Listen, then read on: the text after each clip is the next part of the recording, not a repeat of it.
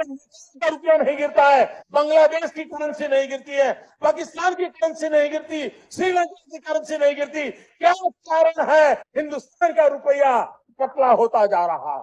अरे ये आदमी इतना हमें मूर्ख बनाता। ये मोदी गेट यानी ये मोदी घोटाला, मोदी सरकार का इलेक्ट्रल बॉन्ड का जो इलेक्शन रोके है, वो दुनिया भर में, देश भर में नहीं, दुनिया भर में सबसे बड़ा घोटाला। देश के अर्थ मंत्री निर्मला सीतारमन जी, उनको अगर पूछे, उनकी ही खुद की हालत बेकार है। लोकसभा चुनाव शुरू है, उनको किसी ने पूछा कि आप चुनाव लड़ने वाले हैं क्या? नहीं। वो बोली कि मेरे पास चुनाव लड़ने के लिए पैसे नहीं है। हमें मालूम है लोकसभा चुनाव क्षेत्र में उम्मीदवार मिल जाता है क्या खुद के पार्टी का? अच्छा, दूसरे की पार्टी, दूसरे का परिवार आपको फोड़ना पड़ता है, उसको डरा। डॉलर का तो झांकी है, इलेक्टोरल बॉन्ड सबसे बड़ा घोटाला अभी बाकी है, उसमें चर्चा नहीं हो रही। क्या बोलते हैं हमारे मोदी जी, ये सुनकर तो मैं चकरा गया।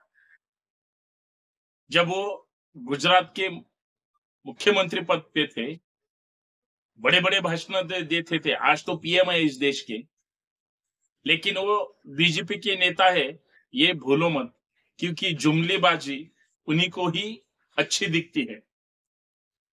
परेशान हो गया मैं मोदी साहब के भाषण सुन सुनकर। एक पुराना जो वीडियो है वो मैंने देखा, उसमें वो कहते हैं क्या देश पे राज कर रहे हैं लोग, कैसे है मनमोहन सिंह इस देश के प्रधानमंत्री होकर मनमोहन सिंह अपना डॉलर बचा नहीं सकते, कितना पतला हो गया है हमारा रुपया। और आज क्या हालत है हमारे डॉलर की। 10 साल हो गए हमारे देश के प्रधानमंत्री श्री नरेंद्र मोदी जी है। जीडीपी का अगर निगेटिवनेस आप देखोगे, ऊपर जाने वाला डॉलर कब नीचे जाके उधर ही बैठ गया, कोई बातें भी नहीं करता। क्या हालत है हमारे डॉलर की, लेकिन सब चुप है। बड़े बड़े जो इंडस्ट्रियलिस्ट है, उद्योगपति है, जो भांडवलदार है, उनका हालचाल जानने के लिए, उनके घर चलने के लिए, उनका कारोबार चलने के लिए हमारे प्रधानमंत्री जी काम करते। और आपने सुना ही आज की हालत, अगर हमारे देश के अर्थ मंत्री निर्मला सीतारमन जी, उनको अगर पूछे, उनकी ही खुद की हालत बेकार है। लोकसभा चुनाव शुरू है, उनको किसी ने पूछा कि आप चुनाव लड़ने वाले हैं क्या? नहीं। वो बोली कि मेरे पास चुनाव लड़ने के लिए पैसे नहीं है। हमें मालूम है ना, पैसे वालों लोगों का ही चुनाव है, और सभी पार्टियां पैसे वालों को ही टिकट देती है, लेकिन इनका थोड़ा अलग है। इनके मिस्टर भी इस देश के अर्थतज्ञ है, वो कहते हैं इलेक्ट्रल बॉन्ड जो आया घोटाला सामने इस देश के, डॉलर का तो झांकी है, इलेक्ट्रल बॉन्ड सबसे बड़ा घोटाला अभी बाकी है, उसमें चर्चा नहीं हो रही। प्रधानमंत्री जी कुछ भी बोलने दो, उनका काम ही कहना, क्योंकि बराबर पार्लियामेंट्री इलेक्शन आ गया और इलेक्ट्रल बॉन्ड का घोटाला इस दुनिया के सामने आया। निर्मला सीतारमन जी के जो मिस्टर है, जो उनके पति है, वो कहते हैं ये मोदी गेट यानी ये मोदी घोटाला, मोदी सरकार का इलेक्ट्रल बॉन्ड का जो इलेक्शन रोके है, वो दुनिया भर में, देश भर में नहीं, दुनिया भर में सबसे बड़ा घोटाला। एक अर्थ मंत्री का अगर पति ऐसा कहता है तो इसमें कुछ तो बात है।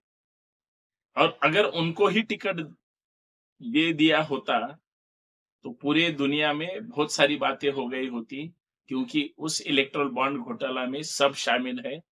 ऐसा सरकार के खिलाफ सब लोग बोलते, कहते, बातें करते, इसलिए शायद उन्हें टिकट नहीं दिया होगा। वो बात छोड़ दो। हमारा डॉलर कैसे बचाएंगे, मोदी जी कैसे बचाएंगे? वो तो सत्ता के पहले था, सत्ता में आने की कोशिश कर रहे थे, तभी का वो बयान था। आज का बयान क्या है मोदी जी? आज कहते हैं अगर आप बोलेंगे मोदी जी महंगाई कम कर दो, वो बोलते हैं जय श्री राम। मोदी जी 2 करोड़ रोजगार देने वाले थे नौजवानों को, क्या हुआ उसका? वो बोलते हैं जय श्री राम।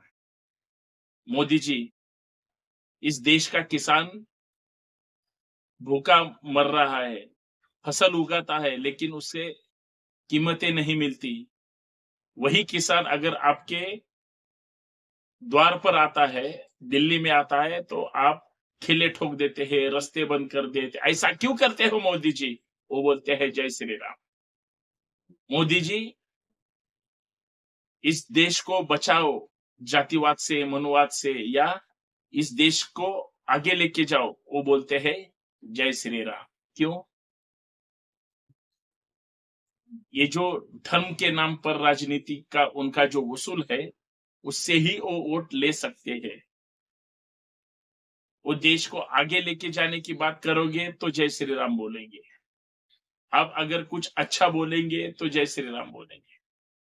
अरे मोदी जी इतना क्यों लोगों को ईडी सीबीआई उनके पीछे लगाते हो? वो भी फिर भी बोलते हैं जय श्री राम। क्यों? सब राम करता है। राम तो मर्यादा पुरुषोत्तम थे। आप कौन है? आप सिर्फ राम का नाम लेके अपना दुकान चलाते हो, और अभी दुकान ऐसा रन कर रहा है, भाग रहा है, तो आप कहते हो कि पूरी दुनिया में मुझे लोग पहचानते हैं, हमारे पार्टी का नाम है। लेकिन आपको लोकसभा चुनाव क्षेत्र में उम्मीदवार मिल जाता है क्या खुद के पार्टी का? अच्छा, दूसरे की पार्टी, दूसरे का परिवार आपको फोड़ना पड़ता है, उसको डरा धमका कर तुम्हारे पक्ष में लेना पड़ता है, फिर वो वही आदमी आपका कैंडिडेट बन जाता है, और आप कहते हो दुनिया भर में ऐसा हो गया, वैसा हो गया। आप हमारा डॉलर नहीं संभाल सकते, आप हमारी अर्थव्यवस्था नहीं संभाल सकते, आप हमारे इस देश के लोगों को, 140 करोड़ लोगों को आप सुख शांति और समाधान नहीं दे सकते। आप खाली सबको डरा धमका कर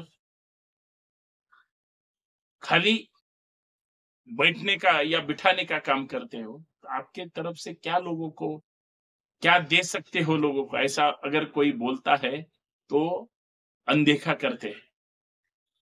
कभी आए मीडिया के सामने? कभी ली कभी प्रेस कॉन्फ्रेंस?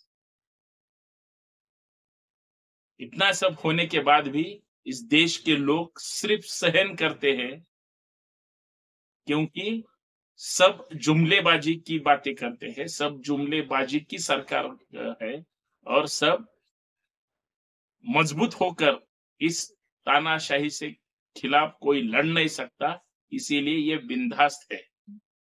कल वैसी बातें करते थे, आज अलग बातें करते हैं। चेहरा एक ही है, बातें अलग है। आपको समझ में आनी चाहिए।